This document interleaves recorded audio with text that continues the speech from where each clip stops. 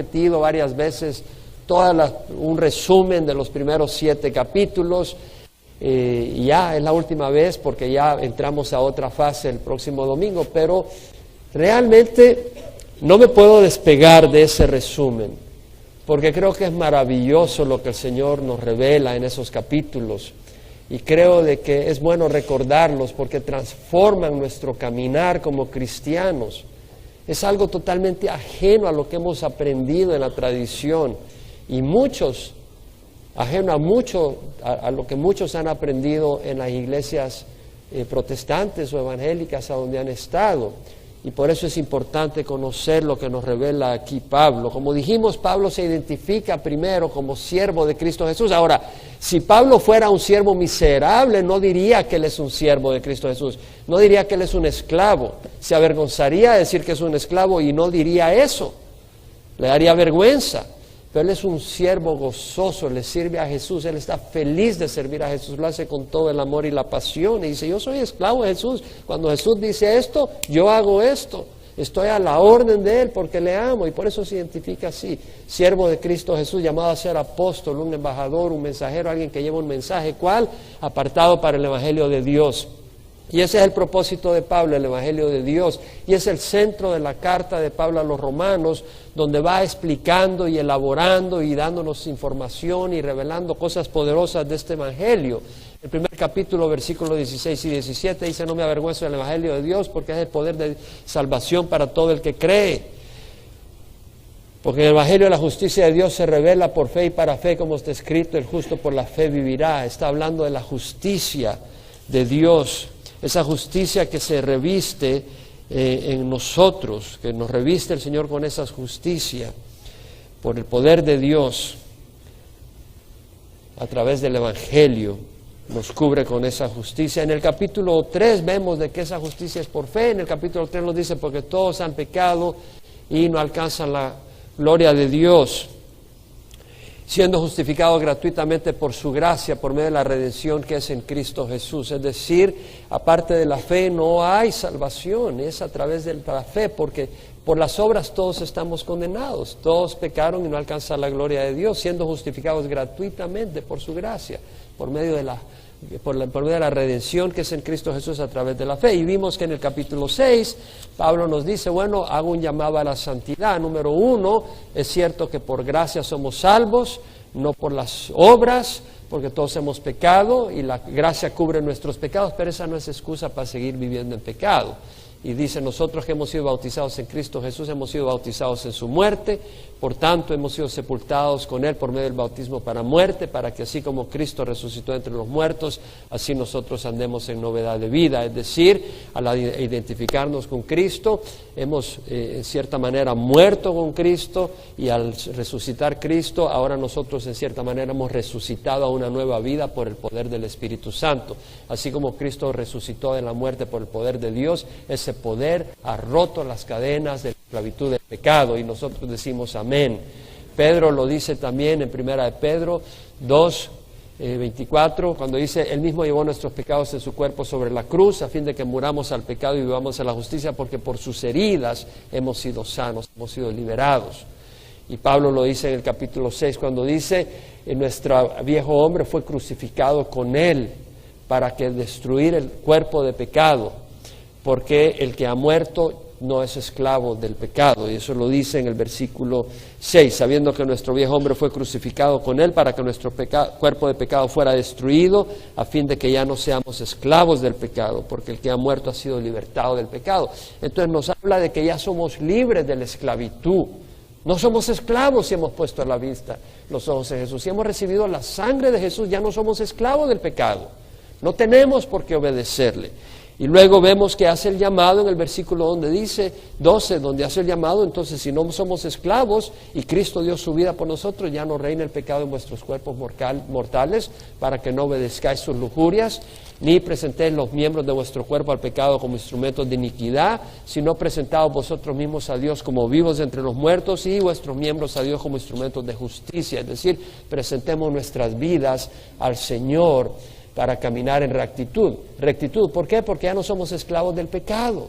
tenemos la libertad. Ahora, este caminar en rectitud, que se llama santidad, no somos perfectos, por eso Jesús murió por nosotros y nos ha cubierto con su sangre, pero ahora nos llama a caminar en rectitud. Ahora, no se logra poniendo los ojos en la ley, porque ya hemos estudiado en el capítulo 7 que la ley lo que hace es despertar el pecado que provoca pasiones contrarias a la ley. La ley es decir, el pecado es como un perro vicioso en una casa, y si nosotros vamos pasando se levanta y empieza a ladrarnos, y eso es lo que hace la ley con el pecado. Y Pablo lo dice en el capítulo 7, versículo 5, mientras estábamos en la carne, las pasiones pecaminosas despertadas por la ley actuaban en los miembros de nuestro cuerpo a fin de llevar fruto para muerte. Pero nosotros, dice, hemos quedado libres de la ley, habiendo muerto a lo que nos ataba, para que sirvamos en la novedad del Espíritu y no en el arcaísmo de la letra. Es decir, ahora estamos ya libres de la ley, hemos muerto a lo que nos ataba, que es la ley. Pablo hace una referencia al matrimonio primero, hablando de que así como en el matrimonio, si hay una muerte, la persona queda libre para casarse, la persona viuda. Entonces Pablo dice, de la misma manera, nosotros al identificarnos con Cristo hemos muerto con Él, entonces ahora somos libres, ya morimos a la ley porque hubo muerte, ya no estamos casados con la ley, así como Cristo resucitó, nosotros hemos resucitado una nueva vida y estamos casados con Cristo. Y como dije al principio, Cristo es un mejor Señor que la ley, porque la ley nos acaba, la ley provoca en nosotros pecado, despierta el pecado y el pecado provoca pasiones. Entonces ya no podemos tener los ojos en no debes hacer esto, no debes hacer lo otro, tienes que hacer esto, tienes que hacer lo otro, porque no logra la justicia en nosotros. Amén, esto queda claro y lo volvemos a repetir, porque hermanos, ¿quién puede decir amén? Necesitamos oír esto. Yo sé que lo necesitamos oír y por eso lo vuelvo a repetir. No lo iba a repetir, pero digo, no, esto lo tenemos que repetir no sé cuántas veces. Entonces nosotros ponemos nuestros ojos en Jesús, en una relación de amor a Jesús. Y a veces decimos, Señor, libérame, Señor, ayúdame. No, Él ya nos ha dado todo lo que necesitamos. El problema es que no estamos abriendo los ojos y viendo el amor. A veces te sientes solo. ¿Por qué? No porque Dios no esté ahí, pero no te estás tomando el tiempo para hablar con Dios. No te estás tomando el tiempo para oír lo que Dios ha hecho en tu vida. No te estás tomando el tiempo para ver las promesas que Dios tiene para ti. Por eso dice, Señor, me siento solo. O Señor, no tengo fuerzas. ¿Cómo que no tienes fuerzas? El Señor te ha dado el Espíritu Santo. Entonces, muchas veces no tenemos esas victorias porque no estamos poniendo los ojos en Jesús, en el amor de Jesús. Ahora, Pablo, habiendo dicho obviamente de que no vamos a lograr la santidad poniendo los ojos en la ley, sino en Jesús, hace el llamado a caminar en el Espíritu. Y eso lo vemos en el capítulo 8, donde dice, si vivís conforme a la carne, habréis de morir. Es decir, si tú empiezas a caminar en pecado, ¿cómo puedes hacer eso? Si Jesús nos ama. No quiere decir que no puedas tropezar, no quiere decir que no te puedas dar una caída, pero estamos hablando de caminar en pecado. ¿Me entiendes? Es decir, en un matrimonio tú amas a tu esposa, pero a veces le fallaste, le dijiste alguna cosa o fuiste inquieto y te sientes mal y le dices perdóname, pero no vives como un patán todo el tiempo. ¿Me explico? Y con el Señor que nos ama, no vamos a ser patanes con Él todo el tiempo, no vamos a vivir en pecado, uniéndonos al enemigo de nuestras almas, uniéndonos al enemigo de Dios, conviviendo con el mundo de pecado. No, si vivís conforme a la carne habréis de morir. Pero si por el Espíritu hacéis morir las obras de la carne, viviréis, porque todos los que son guiados por el Espíritu de Dios, los tales son hijos de Dios, porque no habéis recibido un espíritu de esclavitud para que volváis otra vez al temor, sino que habéis recibido un espíritu de adopción como hijos, por el cual clamamos, Abba, Padre. El Espíritu mismo da testimonio a nuestro espíritu que somos hijos de Dios, y si hijos también herederos, herederos de Dios y coherederos con Cristo, si en verdad padecemos con Él, a fin de que seamos glorificados con Él. Y es acá donde empieza el versículo 18. Pablo dice, entra en otro tema muy clave. El Evangelio incluye sufrimiento. Amén. Ahí lo estamos viendo. Es clave. Y podemos elaborar mucho ahí, pero acá Pablo dice, y somos herederos de Dios y coherederos en Cristo, si en verdad padecemos con Él, a fin de que seamos glorificados con Él. Entonces, como dice aquella iglesia ahí por la Broadway o no sé por dónde, pare de sufrir, entonces no vas a entrar al reino de los cielos. Porque la Biblia nos dice claramente, ahora si es para sufrir por tus necedades, sí, porque el Evangelio te va a ayudar a no sufrir por tus necedades, pero vas a sufrir por ser seguidor de Cristo Jesús. Vas a sufrir por ser seguidor de Cristo Jesús porque el mundo crucificó a Jesús y el mundo no ha cambiado. Los que cambian son aquellos hijos de Dios que vienen de la oscuridad a la luz, pero el mundo sigue en rebeldía contra Dios y cada vez mayor. Entonces vas a tener oposición y además el mundo te va a presionar y te va a tratar de afligir, y Satanás y los demonios son reales, te van a atacar. Y no solo eso, también hay deseos de la naturaleza pecadora con los que tienes que contender en muchas ocasiones. Entonces, la victoria no está cuando sientes los deseos de la naturaleza pecadora pensar en la ley, sino en hablar, en volver tus ojos a tu amado.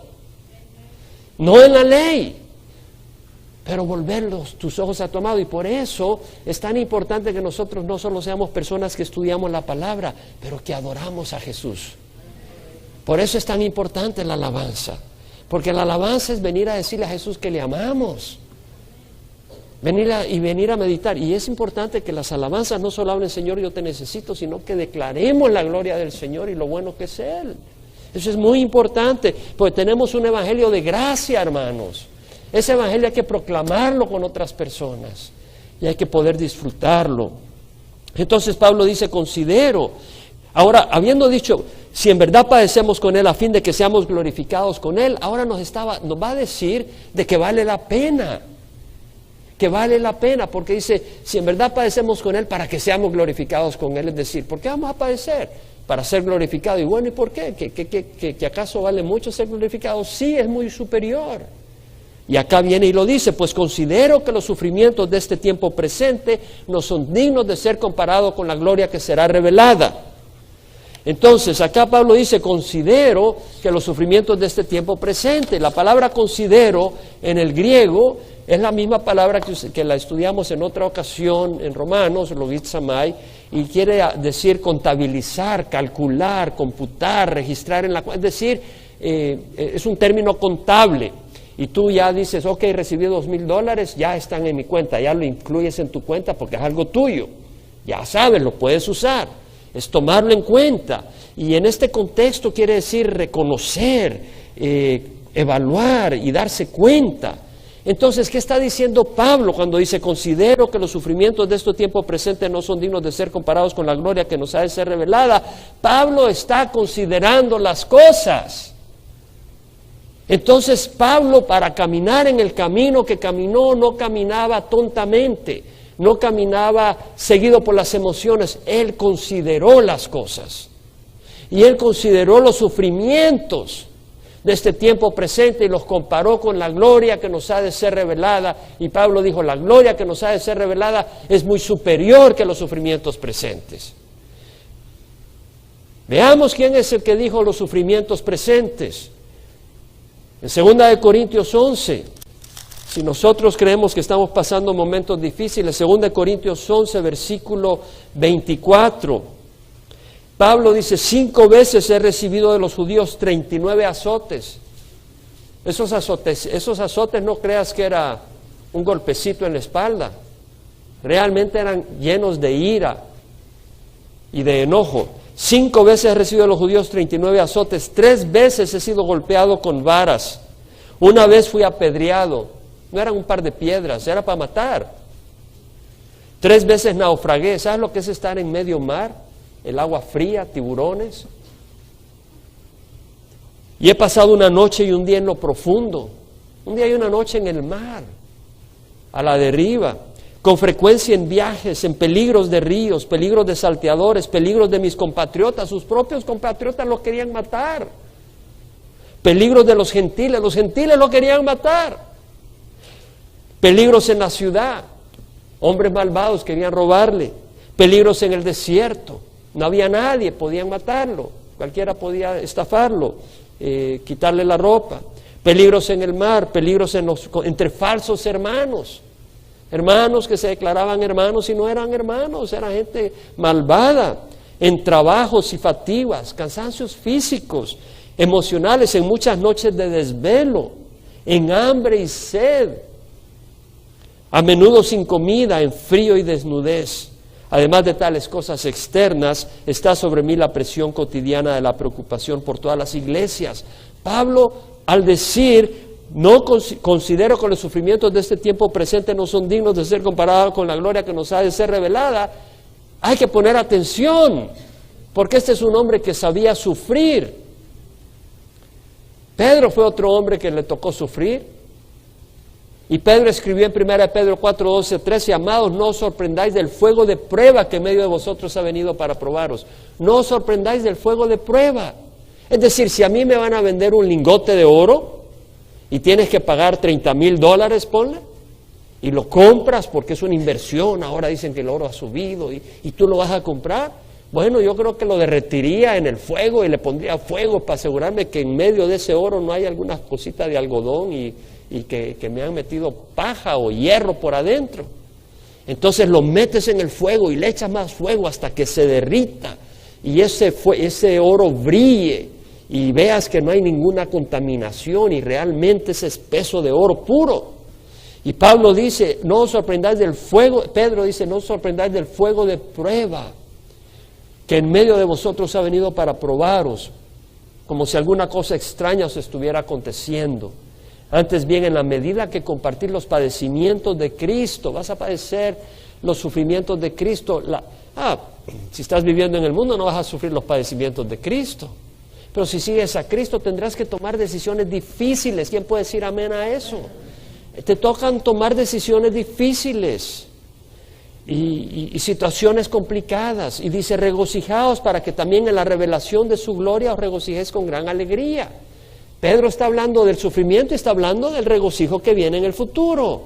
Y es lo que estaba haciendo Pablo. Ahora, Pablo está diciendo, os considero que los sufrimientos de este tiempo presente, ¿qué está diciendo? Estos sufrimientos son temporales, pero la gloria futura es eterna, es para siempre.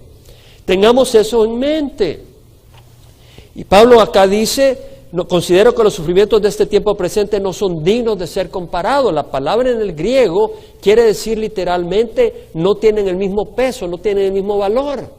Es como agarrar un pedazo de hierro de 12 por 12 pulgadas por 12, es un pedazo pesado, a ver si lo puedes levantar. No lo puedes comparar con un 12 por 12 por 12 de algodón. No se puede comparar, lo pones en la balanza y ¡pum!, se viene para abajo el hierro. Y Pablo está diciendo, los sufrimientos no tienen peso comparado con la gloria que nos ha de ser revelada. La palabra gloria quiere decir brillantez, magnificencia, excelencia, ya hemos hablado de eso, majestuosidad, es decir, la condición gloriosa a la que nosotros vamos a tener acceso, que vamos a heredar, una condición paradisíaca, una condición distinguida, una condición celebrada. Pablo dijo cosas que ojo no vio, ni oído oyó, ni entraron en el corazón del hombre, son las cosas que Dios ha preparado para los que le aman. Ahora esas cosas no se han revelado ahora, la palabra revelado acá es el apocalipto, de ahí viene la palabra apocalipsis, que quiere decir quitar el velo. Ahora está en un velo, nosotros no vemos el cuerpo que vamos a tener, no lo hemos visto. No hemos visto el paraíso al que vamos a tener acceso. No hemos visto lo que es un mundo sin pecado, sin maldad, sin engaño. No hemos visto una tierra, la tierra que estamos ahora está bajo maldición, imagínate. Si nosotros hemos ido a las montañas, ¿quién de ustedes ha ido a las montañas? A Iowa, levanta la mano. Qué lindo, ¿verdad? Y eso está bajo maldición. ¿Qué sería cuando el Señor quite la maldición de la tierra? Va a ser algo maravilloso. Nosotros no lo vemos ahora.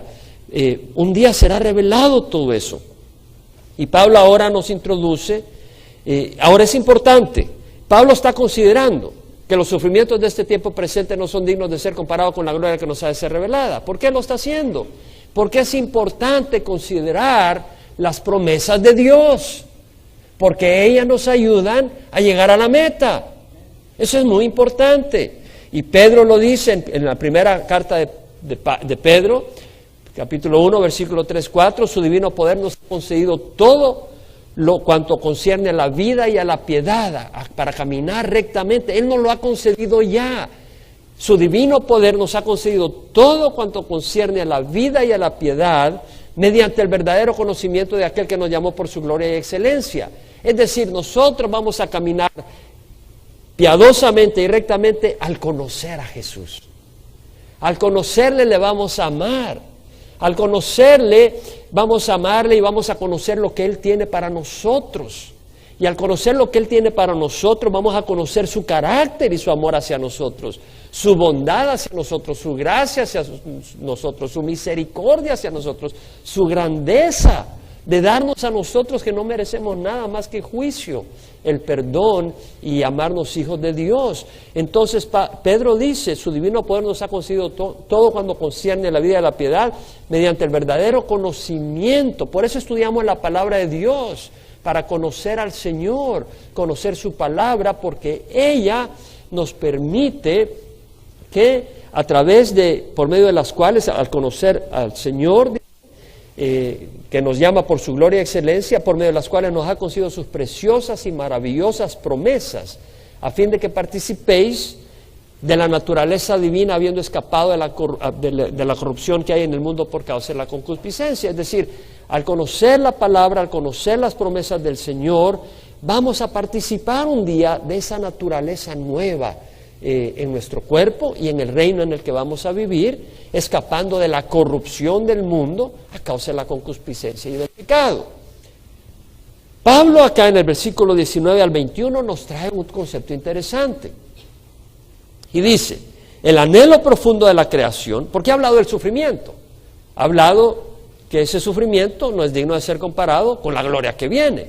Pero ahora nos va a hablar de ese sufrimiento diciendo que la creación entera sufre dolores y que la creación entera está anhelando el día en que Dios viene y restaurará el universo. Eso lo dice en el versículo 19. El anhelo profundo de la creación es aguardar ansiosamente la revelación de los hijos de Dios. Ahora, la palabra creación acá, en el griego ktisis, quiere decir creación, algo creado, cosas individuales, seres, criaturas creadas, cosas creadas, o la suma de todas las cosas creadas. Ahora, ¿qué quiere decir acá cuando dice la creación? El anhelo profundo de la creación es aguardar ansiosamente la revelación de los hijos de Dios.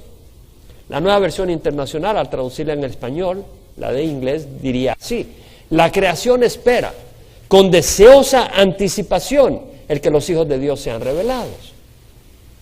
Bueno, cuando está hablando de creación acá no se está refiriendo a los hijos de Dios, porque está diciendo el anhelo profundo de la creación es aguardar ansiosamente la revelación de los hijos de Dios. Entonces en este caso no está incluyendo a los hijos de Dios. En este caso no está incluyendo a los ángeles, porque si hablara de los ángeles, más adelante dice la creación fue sometida a vanidad. Los ángeles no han sido sometidos a vanidad. En el versículo 21 dice que la creación será liberada de la esclavitud de la corrupción a la libertad de la gloria de los hijos de Dios. Los ángeles no están sometidos a la esclavitud de la corrupción. Entonces no está hablando de los ángeles, no está hablando de nosotros, no está hablando de la humanidad, porque el hombre que no es cristiano no le interesa cuando sean revelados los hijos de Dios, es lo que menos tiene en su mente. ¿De quién está hablando? Está hablando del mundo natural, de las plantas, está hablando de los animales. Y lo que está diciendo es que hay un anhelo profundo en la creación esperando la revelación de los hijos de Dios. Y yo pienso, cuando un perro está ansioso esperando a su amo, ¿quién puede entender eso? ¿Alguien ha tenido algún perro y está ahí en la puerta esperándolo? O un gato y ahí va y lo busca uno. Tiene ese deseo, ¿verdad? O los animales presienten cuando hay un terremoto o presienten que viene algo. Yo pienso que esto realmente lo que ocurre es que los animales tienen un presentimiento del ambiente de corrupción que hay. Y de hecho a veces oyen los perros aullar como que los están espantando en la noche, o los coyotes en las montañas, como que son almas en pena. Y es que siento que estos animales tienen de alguna manera el sentir de que algo está mal. Y bueno, dice la palabra que el anhelo profundo de la creación es aguardar ansiosamente la revelación de los hijos de Dios, porque la creación fue sometida a vanidad. La palabra vanidad acá quiere decir inutilidad, inefectividad. La New Living Translation usa la palabra la maldición de Dios, God's curse. Pues si realmente a eso se refiere, la creación fue sometida, esa palabra implica carencia de vigor, fragilidad, corrupción, depravación. Entonces la creación fue sometida a corrupción, no de su propia voluntad, sino por causa de aquel que la sometió, en la esperanza que la creación misma será también liberada de la esclavitud de la corrupción a la libertad de los hijos de Dios, de la gloria de los hijos de Dios. Entonces vemos acá que la creación ha sido sometida a una maldición. Y nosotros vemos el libro de Génesis, el primer capítulo, 7 veces dice Dios que lo que creó era bueno. 7 veces, y la 7ª vez dice, fue bueno en gran manera, era bueno en gran manera. Eso no da lugar, hermanos, a la muerte, eso no da lugar a la enfermedad. La evolución enseña que las especies fueron evolucionando a través de miles de años, de cientos de miles de años, de millones de años. Y unos animales se mataban a otros y había una lucha, una supervivencia del más fuerte y se aventaban unos otros. Los animales eran carnívoros desde el principio y así fueron evolucionando hasta llegar al hombre. Eso no es lo que enseña la palabra. Dios no creó algo bueno y llamarle a algo bueno una lucha sangrienta y cruel entre los animales. Eso no sería bueno. Entonces vemos de que todo eso entró por el pecado. La corrupción que vemos en la naturaleza es resultado del pecado. Con el pecado entraron enfermedades, bacterias, virus, corrupción de especies. Los animales se convirtieron en carnívoros. En los vegetales, algunas plantas, y algunos se volvieron plantas venenosas. La violencia animal no existía antes del pecado. Los animales murieron, el hombre murió, entró la muerte.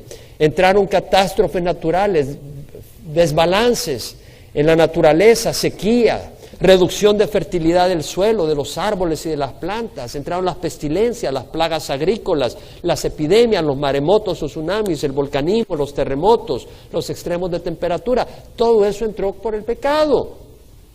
En Génesis 3, 14 al 19 podemos leer que el Señor Dios dijo a la serpiente: por cuanto has hecho esta, maldita serás más que todos los animales y más que todas las bestias del campo. Génesis 3:14. Entonces está diciendo que todas las bestias del campo y todos los animales estaban maldecidos. Y Satanás iba a ser más maldecido que todos ellos. Pero entró la maldición a los animales. Y a la mujer dijo: en gran manera multiplicaré tu dolor en el parto. Con dolor darás a luz los hijos. Está diciéndole de que el parto iba a ser doloroso. No fue así cuando Dios lo planeó al principio. Y le dijo a Adán: maldita será la tierra por tu causa. Con trabajo comerás de ella todos los días de tu vida.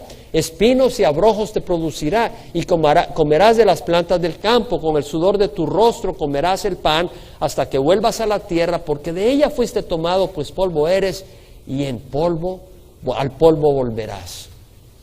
Entonces vemos acá todo lo que entró por el pecado. Ahora tú tal vez dices: bueno, el pecado es cualquier... No, las consecuencias son serias. Tú dices: pero esas consecuencias son muy severas. Bueno, tú las vas a ver severas mientras no la contrastes con la santidad de Dios y la pureza de Dios. Pero cuando contrastas el pecado te darás cuenta que las consecuencias son consecuentes a la pureza y a la santidad de Dios. Si tú le dices a un adolescente: oye, no le abras la puerta a nadie porque hay un asesino por ahí y te puede hacer daño, y viene esa persona y abre la puerta. Le dice a unos niños de 10 años: no le abras la puerta a nadie porque hay un ladrón, y llega alguien, un extraño, y dice: te tengo unos dulces, y le abre la puerta y él entra, roba y mata al niño. Las consecuencias fueron fuertes por su desobediencia. Tuvo consecuencias graves. Y Adán y Eva desobedecieron a Dios y le abrieron la puerta a Satanás. Y él entró. Ellos se sometieron a Satanás, a la dirección y a la guía de Satanás, y por eso el mundo entró en este desorden. La Biblia nos revela todo esto, y la persona que no lo sabe vive en ignorancia y trae consecuencias tristes. Pero peor es la persona que lo sabe y se rebela contra ello. Estaba leyendo, por ejemplo, las palabras de un gran evolucionista. Cuando digo grande, era que era un líder en el movimiento evolucionista, no que fuera un gran hombre de Dios. Dios va a juzgarle a él algún día. No me toca a mí juzgarle, pero lo que puedo decir es que este hombre, que era sacerdote dominicano, dejó el sacerdocio para dedicarse al estudio del evolucionismo. fue un biólogo y tenía una posición muy alta ahí en la Universidad de California en Irvine, UCI, el doctor Francisco Ayala. Y él en una ocasión escribió: nuestra mandíbula no es lo suficientemente grande para nuestros dientes. Tenemos que nos remuevan la muela del juicio. Cualquier ingeniero que diseñara la mandíbula humana lo despedirían el día siguiente.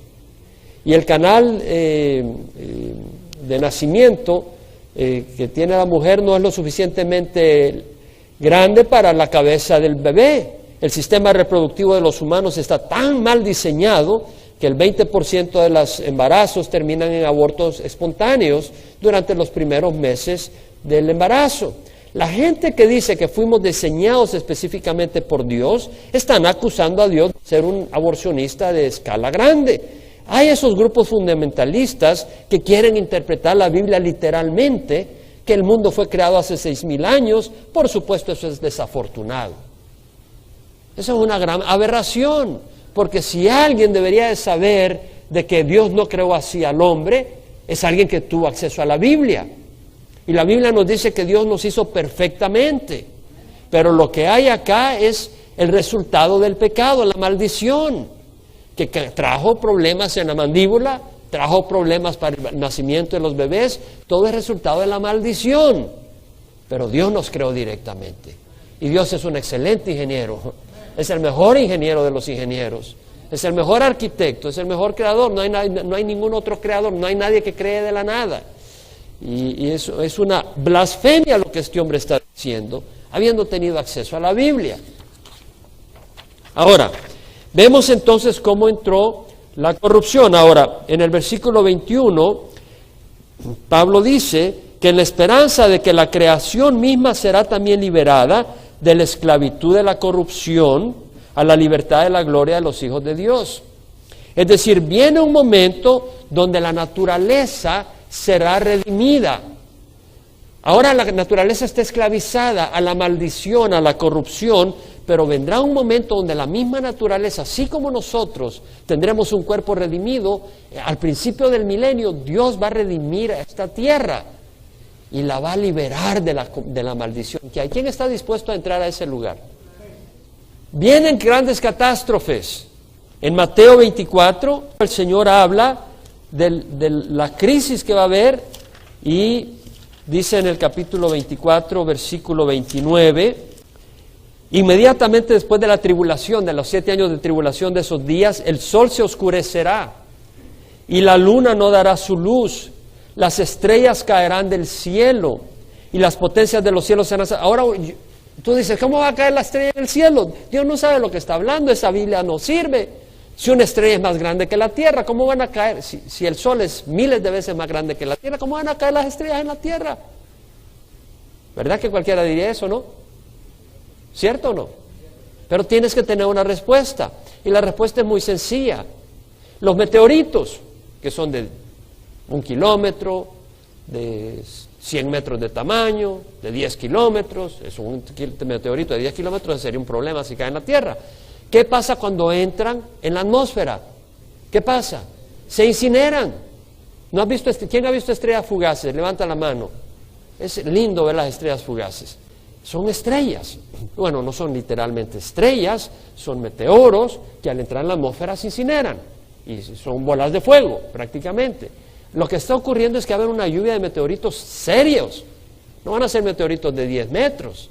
Van a ser meteoros grandes y van a caer en la Tierra. Van a caer como bolas de fuego y van a entrar y van a causar grandes catástrofes. Y la potencia de los cielos serán sacudidas. Entonces aparecerán en el cielo la señal del Hijo del Hombre. ¿Cómo que la señal? Sí, porque el mundo se está rebelando contra Dios. Y cuando aparezca el Señor Jesús, es una señal de que su fiesta se acabó y que viene Jesús a reinar. Y que Dios viene a establecer su reino. Entonces dice, entonces aparecerá en el cielo la señal del Hijo del Hombre, y entonces todas las tribus de la tierra harán duelo. Nosotros estaremos celebrando, pero las tribus de la tierra harán duelo que viene Jesús, porque no quieren el reinado de Jesús. Y no te sorprendas, te pregunto, ¿quiere el mundo el reinado de Jesús en sus vidas? No lo quieren. Y verán al Hijo del Hombre que viene sobre las nubes del cielo con poder y gran gloria. Esta no es en el arrebatamiento. El arrebatamiento es antes de la tribulación. Luego vienen los 7 años de tribulación. El arrebatamiento del Señor viene por su iglesia. Luego vienen los 7 años de tribulación. Y después venimos nosotros con el Señor a reinar. Y Él enviará a sus ángeles con una gran trompeta y reunirá a sus escogidos. Estos son los que han quedado en la tribulación, que se arrepienten. De los 4 vientos, desde un extremo de los cielos hasta el otro. Apocalipsis 6 habla que no solo la tierra sufrirá crisis, pero todo el cielo. Bueno, también Mateo lo mencionó, pero Apocalipsis 6, 12 al 17. Dice Juan: vi cuando el Cordero abrió el 6º sello, y hubo un gran terremoto, y el sol se puso negro como silicio hecho de cerda, y la luna toda se volvió como sangre, y las estrellas del cielo cayeron a la tierra. Lo vuelve a mencionar. Como la higuera deja caer sus higos verdes al ser sacudida por un fuerte viento, y el cielo desapareció como un pergamino que se enrolla, y todo monte e isla fueron removidos de su lugar. Es decir, la tierra sufre catástrofes, los montes son removidos, las islas son removidas. Seria catástrofe.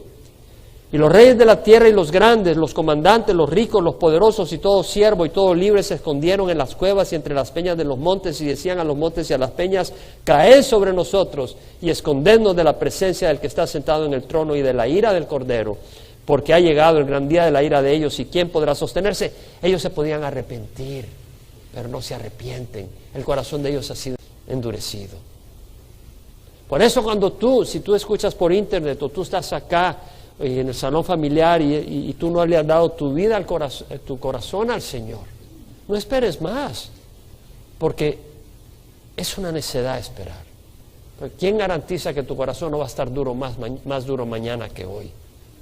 Porque si hoy oyes la voz del Señor, no cierres tus oídos, porque mañana puede que no la oigas. Busca al Señor mientras pueda ser hallado, dice la palabra del Señor. Hay otros versículos que hablan de esas catástrofes: Isaías 13, 9 al 13, Isaías 34, 2 al 4, no tenemos tiempo. Pero Dios va a restaurar la tierra. Vea Isaías 11, versículos 6 al 10, dice: el lobo morará con el cordero, y el leopardo se echará con el cabrito, el becerro, el leoncillo y el animal doméstico juntos, y un niño los conducirá. La vaca y la osa pasarán, sus crías se echarán juntas, y el león como el buey comerá paja. Vemos que los animales ya no serán carnívoros.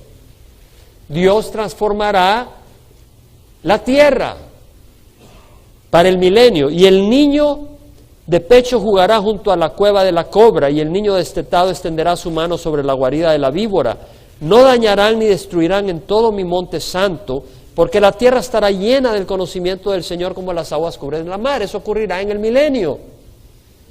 Acontecerá en aquel día que las naciones acudirán a la raíz de Isaí, es decir, a Jesús, que estará puesta como señal, como estandarte, pues, para los pueblos, y será gloriosa su morada. Está hablando del milenio. En Isaías 41, versículo 18 dice: abriré ríos en las alturas desoladas y manantiales en medio de los valles. Transformaré el desierto en estanques de aguas y la tierra seca en manantiales. Viene el día en que el Señor transformará la tierra, quitando la maldición. En Isaías 65 leemos versículo 19, que dice: me regocijaré por Jerusalén y me regocijaré por mi pueblo. No se oirá más en ella voz de lloro ni voz de clamor. No habrá más allí niño que viva pocos días, ni anciano que no se complete sus días, porque el joven morirá a los 100 años. Entonces está hablando del milenio, va a haber muerte, no nuestra, pues nosotros vendremos a reinar con un cuerpo glorificado. Pero los que queden en la tribulación, que se hayan arrepentido y que no se hayan muerto, ellos van a poblar la tierra en ese tiempo, pero el Señor va a transformar la tierra. Y esa gente que poble la tierra van a estar siendo gobernadas con mano de hierro, porque sus hijos, sus nietos, no todos ellos, no todos sus hijos, no todos sus nietos van a ser realmente seguidores del Señor. Entonces aquellos que en su corazón no quieren seguir al Señor van a tener que seguirlo, porque el Señor va a gobernar y nosotros con Él con mano de hierro. Entonces algunos que sean desobedientes van a morir jóvenes, y jóvenes va a significar una persona que se muera a los 95 años. Entonces dice, el joven morirá a los 100 años y el que no alcance los 100 años será considerado maldito. Construirán casas y las habitarán, plantarán también viñas y comerán su fruto. No edificarán para que otro habite, ni plantarán para que otro coma. Es decir, cuando ellos se edificaban, habían guerras y venían y les quitaban sus cosas. Dice, no va a ocurrir eso, porque como los días de un árbol, así serán los días de mi pueblo, y mis escogidos disfrutarán de la obra de sus manos, no trabajarán en vano, no darán a luz para desgracia, es decir, no va a haber aborto, porque son la simiente de los benditos de Jehová, ellos y sus vástagos con ellos.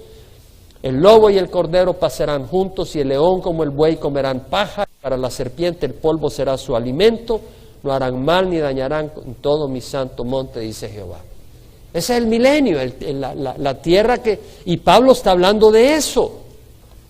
Hay un trasfondo en el Antiguo Testamento y Pablo lo está confirmando, bueno, no necesita confirmación, pero lo está trayendo a relucir en el Nuevo Testamento. Ahora, luego en el versículo 22 dice, sabemos que la creación entera aún gime y sufre dolores de parto hasta ahora. Es decir, la creación gime y sufre dolores de parto. Los dolores de parto son cada vez más intensos y más frecuentes. Bueno, yo creo que la naturaleza está sufriendo dolores de parto. La destrucción del medio ambiente aumenta constantemente. El Amazonas, todas esas selvas formaban el 14% de la superficie de la Tierra. Y desde el año 1960 que empezaron a deforestar y a destruirla, ahora solo representa el 6%. Han destruido 600,000 kilómetros cuadrados del Amazonas. 30 países del tamaño de El Salvador cabrían en toda el área que han destruido el Amazonas. Una gran destrucción.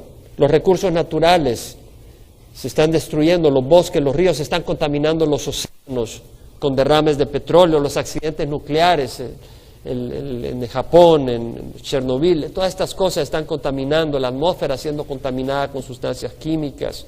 Las especies se están extinguiendo, hay cambios climáticos, hay cataclismos naturales cada vez peores. Estaba leyendo recientemente en el periódico, creo que hace 2 días, que en el año 2011 los costos por las destrucciones que hubieron por los tornados, las lluvias, las inundaciones en Estados Unidos fueron mayores que en 10 años en los años 1980.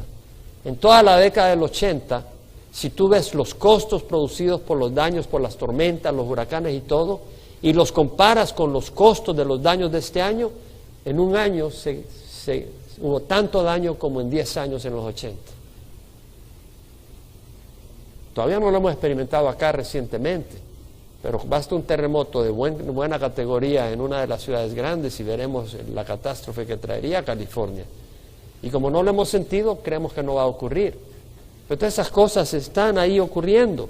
Versículo 23 dice, y no solo ella, sino que también nosotros mismos, que tenemos la primicia del Espíritu, aún nosotros mismos gemimos en nuestro interior, aguardando ansiosamente la adopción como hijos, la redención de nuestro cuerpo. Este es un versículo muy importante, muy interesante. Pablo dice que no solo la naturaleza está gimiendo, pero nosotros gemimos que tenemos las primicias del Espíritu. ¿Qué está queriendo decir con esto? Y tenemos que entender qué quiere decir las primicias. La palabra primicias quiere decir eso, es decir, los primeros frutos. Y en el Antiguo Testamento el pueblo de Israel estaba bajo la dirección del Señor, que decía que tenían que traerle los primeros frutos de las cosechas al templo. Cuando empezaban a producir frutos las cosechas, esos primeros frutos, tenías árboles de mangos o árboles de aguacates, cuando ya maduraban los primeros frutos, la primera cosecha de frutos maduros se le entregaban al Señor, se traían al templo, quienes las recibían eran los sacerdotes, ellos eran los que las aprovechaban y ofrecían algunos sacrificios de los primeros frutos del maíz, del grano, del trigo, de lo que fuera, pero se entregaban al Señor, y eso eran las primicias. En Éxodo 34, 26 leemos, traerás a la casa de Jehová tu Dios las primicias de los primeros frutos de tu tierra. En Deuteronomio 26, 2 dice, tomarás las primicias de todos los frutos del suelo que recojas de la tierra que el Señor tu Dios te da, y las pondrás en una canasta e irás al lugar que Jehová tu Dios escoja para establecer su nombre. Eso son las primicias. Interesante que en Romanos 16, 15, Pablo dice, saludad a mi querido hermano Epeneto, quien es primicias para Cristo de Asia. Y ahí quiere decir es el primer convertido. Entonces dice, quien es primicias, usa el plural, porque las primicias son los primeros frutos. Entonces dice, Epeneto, él es el primer convertido de las primicias para Cristo. O sea, Pablo está compartiendo el Evangelio. Y ya tiene el primer fruto y ya es para Cristo. Es lo que está diciendo. ¿Entendemos? ¿Me quedó claro? En Santiago 1:18, Santiago dice, en el ejercicio de su voluntad, Dios nos hizo nacer por la palabra de verdad para que fuéramos las primicias de sus criaturas. Es decir, de la creación, Santiago dice, nosotros somos los primeros frutos para Dios. Es lo que está diciendo. Entonces, ¿qué está diciendo acá? Ahora podemos entender el concepto. Ahora sí lo podemos entender claramente. ¿Qué está diciendo Pablo cuando dice, tenemos las primicias del Espíritu? Que Dios nos ha dado a nosotros unos primeros frutos. Y esos primeros frutos son el Espíritu Santo. ¿Y sabe qué pasa cuando hay primeros frutos? Que después vienen otras cosechas, ¿cierto? Los primeros frutos son solo los primeros frutos. Después vienen otros frutos. Primero vino el Espíritu Santo. Pero después que vienen los dones del Espíritu Santo, ¿no? Puedes entender la palabra que antes no la entendías, o tienes don de sabiduría, de conocimiento, de profecía, de lenguas, de interpretación, el don que Dios te dé, o de sanidad. Y luego vendrán otros dones, vendrán otros regalos. ¿Cuáles? ¿Cuáles? Un cuerpo resucitado, un cuerpo libre de tendencias pecadoras, un cuerpo que no se va a enfermar, un cuerpo glorioso. Todo eso viene. Entonces está diciendo nosotros mismos que tenemos la primicia del Espíritu, y está diciendo tenemos. Yo examiné las palabras acá porque a mí me interesa saber lo que dice la palabra. Y la palabra tener acá es exactamente tener, eco, que quiere decir llevar algo en las manos, llevar puesto una túnica, un arma, o poseer riquezas, utensilios. Es decir, tenemos al Espíritu Santo nosotros. Lo poseemos. En 2 Corintios 1, 20 al 22, Pablo dice, tantas como sean las promesas de Dios, en Él todas son sí, en Cristo. Ahora bien, el que nos confirma con vosotros en Cristo y el que nos ungió es Dios, quien nos selló y nos dio el Espíritu en nuestro corazón como garantía. ¿Quién puede decir amén? Hermanos, Dios nos ha dado su Espíritu Santo. Es un regalo que Dios nos dé el Espíritu Santo a nosotros. Hermanos, nosotros no somos monedita de oro. ¿Me explico? Nosotros no tenemos un carácter para que tengamos al Espíritu Santo que quiera estar con nosotros todo el tiempo. Nosotros no tenemos una mente, unas palabras, un corazón, pero Él está ahí para transformarnos y hacernos lo que no somos y hacernos lo que hemos de hacer un día por su poder y su amor. Ese es un gran regalo, hermanos. Ese es un gran regalo. Tenemos las primicias del Espíritu. Y ahora dice, aún nosotros mismos gemimos en nuestro interior. ¿Por qué gemimos? Bueno, gemimos en nuestro interior porque, bueno, ya el cuerpo se empieza a cansar. Y no solo gemimos por nuestro cuerpo, ¿verdad? Gemimos por la maldad que nos rodea. Gemimos por la maldad que nos rodea. Y más si tienes hijos. Y sabes la maldad que está tocando a la puerta de tus hijos y que ellos no tienen la experiencia y que se dejan engañar. Y gimes cuando ves que alguna persona está logrando el corazón de tu hijo, que es una mala influencia. Y gimes cuando ves la maldad, y cuando ves la maldad aún de tu propia naturaleza, y dices, Señor, mira, mi naturaleza, ya líbrame de esta naturaleza malvada. Que cuando me levanto es como que si me comí 50 cucarachas. O si me dicen algo, quiero tirar 3 trompones. Entonces vemos que acá dice, gemimos en nuestro interior, aguardando ansiosamente la adopción como hijos. ¿Un momento, y que acaso no somos hijos? Sí, pero todavía no se ha revelado lo que habremos de ser. Todavía no hemos sido glorificados. Entonces dice, aguardamos ansiosamente la adopción como hijos, la redención de nuestro cuerpo. Acá, aguardando ansiosamente, la palabra quiere decir esperando asiduamente, no ansiedad como alguien que está ansioso que le va a pasar algo. No está hablando de esa ansiedad, está hablando de una buena ansiedad. Está hablando de que estamos esperando con deseo, pacientemente, porque ya sabemos que viene algo bueno y no nos hacemos para atrás. ¿Qué es lo que estamos esperando? La adopción como hijos, una conducción gloriosa, consumada, que todavía no la vemos, que va a ser nuestra cuando venga Jesús. Somos hijos de Dios ya, no lo quitemos, no nos equivoquemos. Ya lo hemos leído en Romanos 8, 15, 16, haber recibido un espíritu de adopción como hijos, por el cual clamamos, Abba, Padre. El Espíritu mismo da testimonio a nuestro espíritu que somos hijos de Dios. Eso lo leímos en Romanos, somos hijos de Dios. Pero esa redención, o sea, esa adopción todavía no le vemos carne, hueso, porque todavía tenemos esa naturaleza. Entonces, en 1 Juan 3:2, Juan dice, amados, ahora somos hijos de Dios. Y no se ha manifestado lo que habremos de ser, pero sabemos que cuando Él se manifieste, seremos semejantes a Él, porque le veremos tal como Él es. Vamos a tener un cuerpo como el de Él.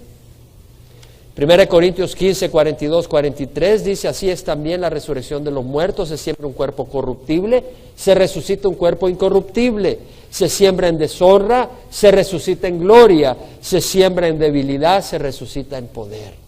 Algo maravilloso lo que vamos a recibir.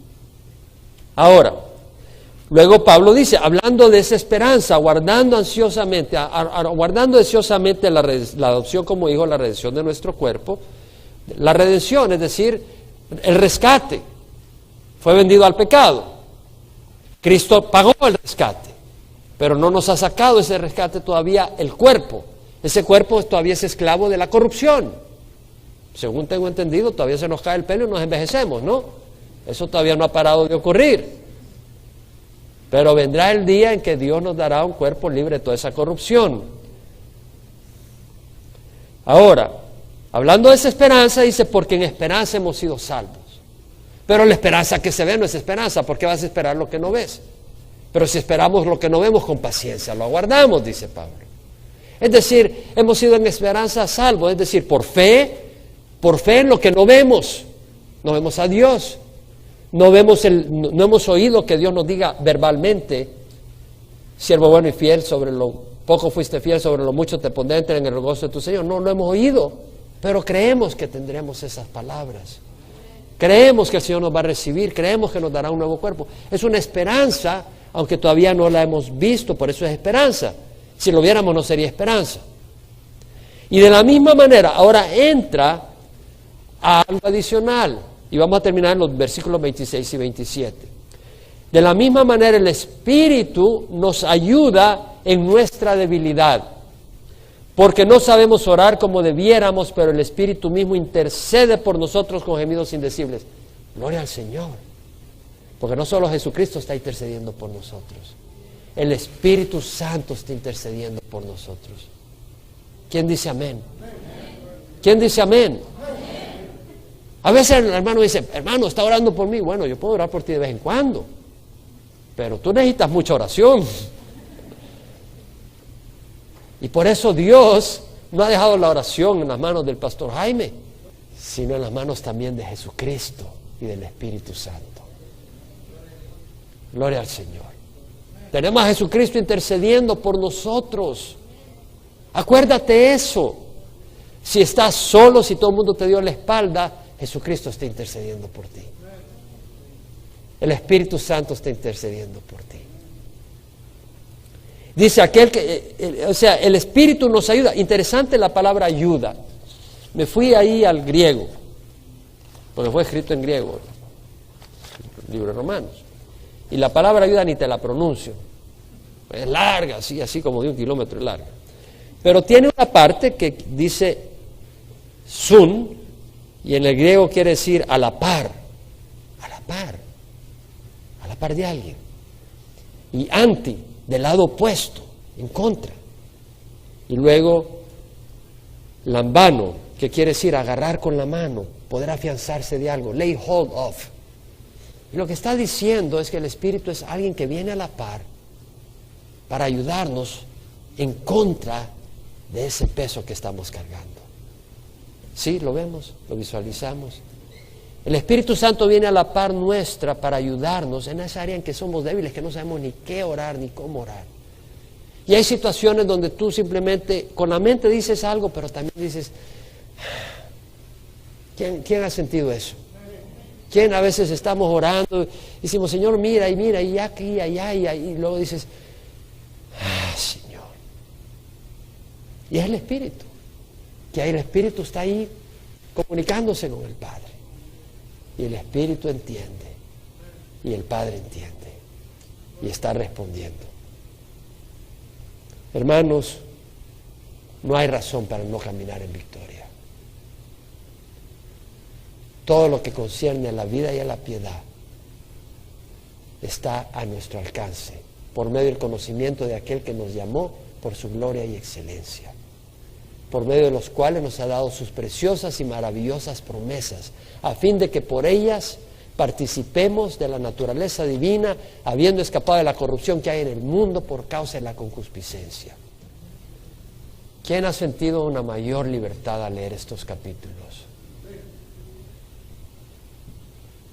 Es algo maravilloso el libro de Romanos, hermano. Pero no para pecar, sino al contrario, para amar más al Señor y no querer ofenderle. ¿Quién puede decir amén a eso? Es algo maravilloso lo que el Señor ha hecho. Es una relación de amor. Y Él nos ha dado su Espíritu Santo. Cierran los ojos. Si tú nunca has recibido a Cristo, tú nos escuchas por primera vez por internet, o estás en el salón familiar o en el salón principal, te invito a que recibas a Jesús. Lo hagas Señor de tu vida. Ora conmigo. Padre, te ruego perdón por mis pecados. Hoy recibo a Jesús como Señor de mi vida, para no estar bajo la ley, sino bajo mi Señor Jesús. Gracias, Jesús, por pagar por mis pecados. Tu sangre es preciosa y suficiente para cubrir mis pecados. Hoy te recibo como Señor mío y Salvador. Dame tu espíritu para seguirte en espíritu y verdad. Te doy gracias, Señor. Amén. Y si tú has recibido hoy al Señor, lee la palabra, congrégate en algún lugar donde se enseñe la palabra, no tradiciones de hombres, y el Espíritu te guiará a toda verdad. Ahora nosotros que hemos recibido al Señor antes y conocemos al Señor, es un día más para renovar nuestro compromiso con el Señor y reconocer el amor de Dios para nosotros, que Él nos ha dado todo lo que concierne a la vida y a la piedad, y que Él nos ama y que Él merece nuestro amor más que ninguna otra persona o cosa o objeto. Él merece nuestra admiración, nuestra entrega, nuestra obediencia,